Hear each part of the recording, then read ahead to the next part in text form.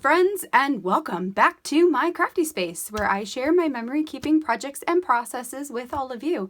If this is your first time here, hello and welcome. My name is Crystal and I am so excited that all of you are here today. If you haven't already, make sure you hit that subscribe button down below so you can see all of my future crafty videos, and any of the products or the links that I mention in this video I will put in that description box down below. So today I am super excited because I am playing with the newest Ali Edwards story kit release, which is with the theme of progress. So this class the class content was released the day after the hybrid product play class was released. And I don't know about all of you out there, but I am taking that class. I'm actually contributing to it. I believe my lesson will go live or will have gone live this past weekend.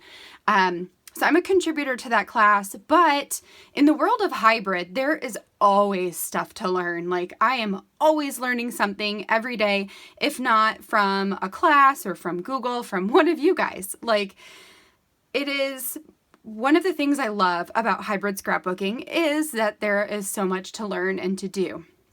So I say that because my project today, I'm working exclusively with the digital products. I have not received my physical products in the mail yet. This kit just shipped out, so it'll probably take a week before I get it.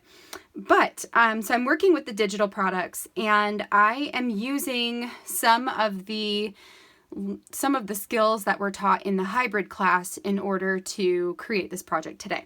So I'm actually not going to show you guys the computer side just because pretty much what I am doing, or the work that I did on the computer, was something that was shown in that class. So if you are in that class, take lesson 1 and Ali will take you through the process of doing something like this.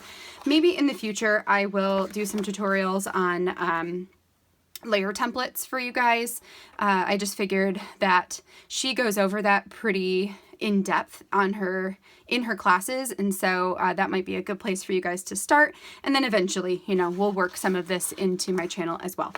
Anyway, so my plan or my idea was to take this sentiment that says practice makes progress and to talk about my 100-day challenge or my 100-day project that I'm working on right now, which is playing with mixed media. So over the next 100 days, every day I am putting paint on a page and just trying things out to try and learn more about mixed media. So I wanted to do a layer template using tags. I wanted my tags to be angled, and then I wanted to use some of my actual painted pages to create some of those tag shapes. So what I've got on my desk here are these 2 pages. So these are going to be the base of my project. And you can see that they go together. So this is going to be the base. And then I did clip in some of the cards from the kit, and I recolored them because a lot of the colors are more muted in this kit. And as you can see, my painting is definitely not muted. So I needed to recolor some of these things to brighten it up so that it didn't clash with the stuff I've been creating. So what I'm going to do, I also printed out three tag shapes for these paintings as well, and I have them right here. So I've got, not this one, but I've got this one with you can see the dots in there. I've got this one, which is the rainbows. And then this one is a sunset scene that I did, and I decided to keep it whole. These ones I actually want to keep whole to use as background papers potentially, so I don't really want to cut into them yet. But all of these I don't really care about cutting into. So I'm going to cut into some of them to add the texture of the actual mixed media to the page. Some of them, like these, I printed on photo paper. I do have some embellishments here to see if I want to use them. And then this black one is just for me to use as a template. So I can use that to cut out sections in this. Wow, okay, that was a lot of explanation of what we're going to do here. So from here on, I am going to stick you guys on fast forward so I can get this project done. I will talk you through what I'm doing, and then after I have this all assembled, we will slow everything back down and close out of this video. So let's go ahead and get started. All right, you guys, we are just going to jump straight into this project. I already have the 2 pages there trimmed out. I figured you guys didn't really need to see that. And I also trimmed out the 3 tags that I took pictures of the artwork for, as well as the black one that I'm going to be using as a template here on these in this next step. So I left a lot of this footage in so you guys could see how I am positioning my template tag in order to get some of these different patterns onto my page. I don't know if that's something that interests you guys, but just in case, I figured I would leave it in and just kind of talk you through it. So some of the pages of artwork I did decide to just keep as they are. One of them I think I might just frame and put on my wall because I really like it a lot. The other 2 or 3 or something, 2 or 3, I painted specifically to use. Like one of them I have enough where it can be either a 6x8 or a 4 1/4 by 8 1/4 page, depending on if I want to use it as a story or in my traveler's notebook. And then the other ones I figured I could, do the same. So, these other ones, I don't know. I just had fun working with different types of painting. I am really drawn to bold colors and patterns. It just draws my eye more than anything else. And so when I was painting, those were the colors that I leaned towards. I also, so this is documenting my 100-day project, and the first 10 days of this 100-day project are dedicated to watercolors. So I know basically nothing about watercolors. I'm sure I learned about them maybe in high school or middle school, but honestly, I don't remember very much. So to help kind of get me started with all of this, I looked up a couple of tutorials. My friend Natalie on Instagram does videos where she shows how she watercolors, and so I definitely watched hers. I'll link her up down below so you guys can go check her out. But then I also headed over to Pinterest and created a whole board for watercolor and pattern ideas that I was drawn to, so that every day when I woke up in the morning and we were eating breakfast and I'm working on my painting for the day, I could pull up one of those ideas and give it a try for myself. I was really happy with how a lot of it came out and really happy with how it all goes together here. It just looks so cool. It's like, I don't know, it's like literally having an art wall in my book. It's awesome. So I took the patterns that I loved the most and I cut those into the bigger tag shapes. Then I took some of the smaller patterns, or the ones, not that they weren't my favorite, just, some of the patterns that were smaller that I thought you might be able to see more of what they are in the smaller areas. I cut those into the full tag as well, but then I cut the tag in half so I can use the bottom portion up at the top of the page and the top portion at the bottom of the page. And I just varied it so that they weren't all in a line with each other. And that, that worked out for me. Once I get all these tag shapes cut out, and I can't remember if I will cut out the hearts right now or not, but you can see them up there in the corner. Those hearts are actually the felt add-ons to the progress kit. I did not change their color. I actually experimented with changing the color of them to see if I liked it. And honestly, the colors that they are were great. Like, they're different enough that they stand out from the page, but they don't clash with the page either. So I just kept them as they were.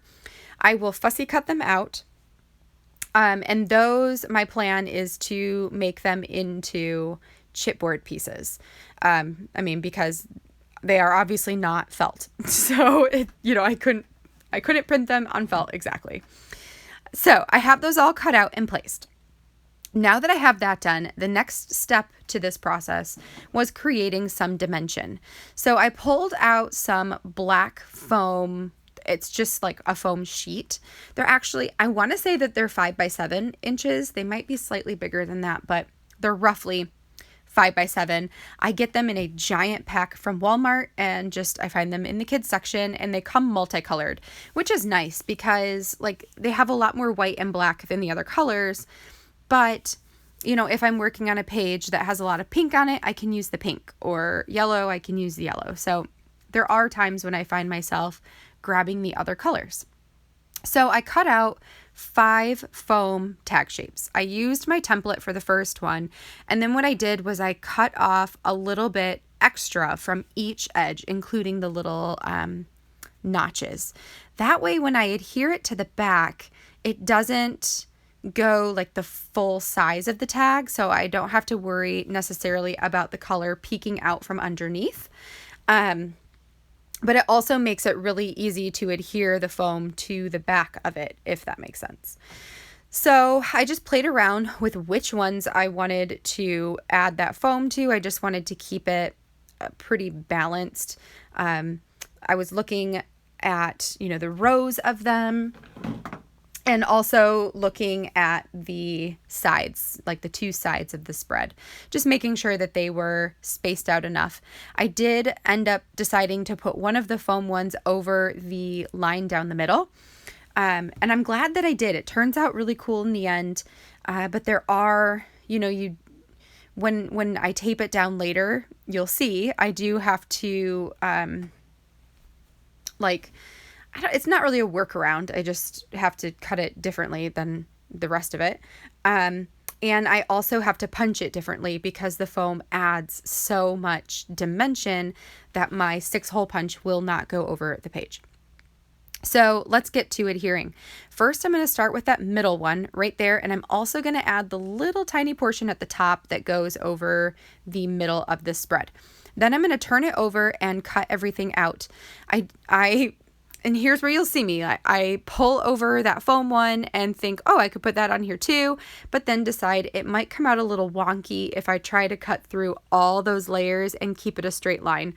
So instead, I decided that I would just trim off these portions. So I've got the top that I trimmed off, and then I will cut it straight down the middle to get those 2 pieces apart. And then I will add the foam one on top of that one. I will also keep the rest of the footage for the left side in here, you know, just so you guys can see how I end up tackling the rest of it, which is the same as the rest of it. But I take out the footage for the right because I figure you guys don't need to see me stick down a million tags onto a page. But it turns out super cool. Also, I will say that when you are adding foam onto different mediums like this, when you are taping it down, I have not had much success with using roller tape. So I did use my score tape on this project instead, just for those tags that were adhered to the foam. And then I also adhered the foam to my photo paper, which is what that background is printed on, using score tape as well. That way I could feel more secure knowing that those pieces weren't going to fall off the page, because I have had that happen in the past where I've taped some foam onto a page using either like wet glue or using roller tape, and it's fallen off and it's finicky. So before I move on to the right-hand side and, you know, like skip over a bunch of footage, I am going to put together these chipboard pieces. So these are those hearts that were the felt hearts. To make them into faux chipboard, my favorite technique is to take an old box that you are going to throw away and recycle it to create layers of chipboard underneath your photo or your image that you've printed. So for me, I have a Pop-Tarts box, but like cereal boxes and granola bar boxes and all those things are great options. And I put mine on 2 layers of the chipboard cardboard material. You can do more or less depending on how much dimension you want. I just really like to use 2. So I am going to get those adhered down onto the page as well as the rest of those tags. While I do that, let me talk you guys through some of my journaling here. So in my journaling, I'm not going to read it all to you because I think I'm going to run out of time for that. But I will just tell you that I basically am talking about starting this 100-day project for this being my first time I've ever participated in it. I talked about challenging myself with watercolors for the first 10 days and then changing up my medium every 10 days just to keep it interesting. And then I also talked about how Izzy, my daughter, has been joining in with me sometimes. She'll see me painting during breakfast and she'll ask to do it too, which is really sweet. And she paints the coolest things. So that's pretty much what I talk about. I will have some close-up photos if you guys are interested on my Instagram account.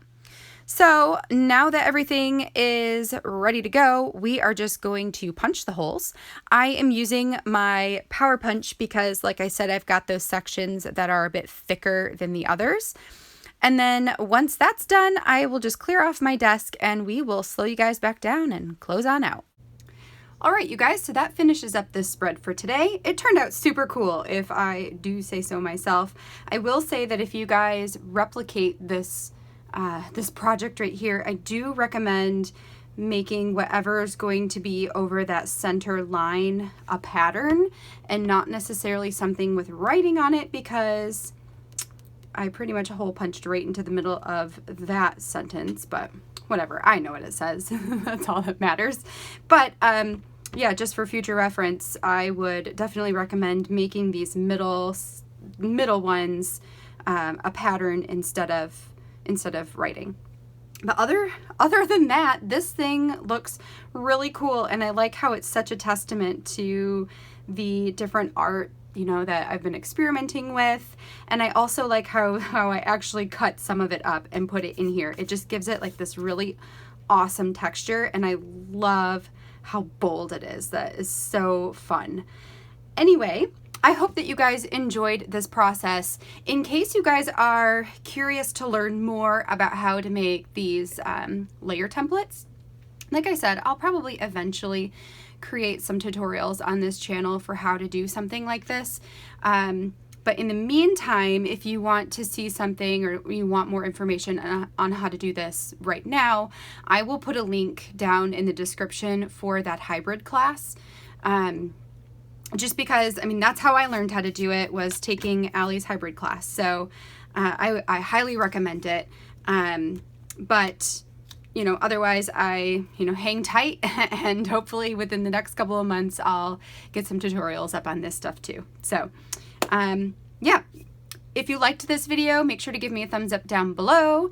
And until next time, I hope you guys have a fantastic week. I will see you tomorrow for my next tutorial in my digital stamp series. So make sure to come back so you can see some of the tips and techniques I have for making memory keeping products with digital stamps. So I hope I will see you tomorrow. And yeah. Until then, I will see you guys in the next video.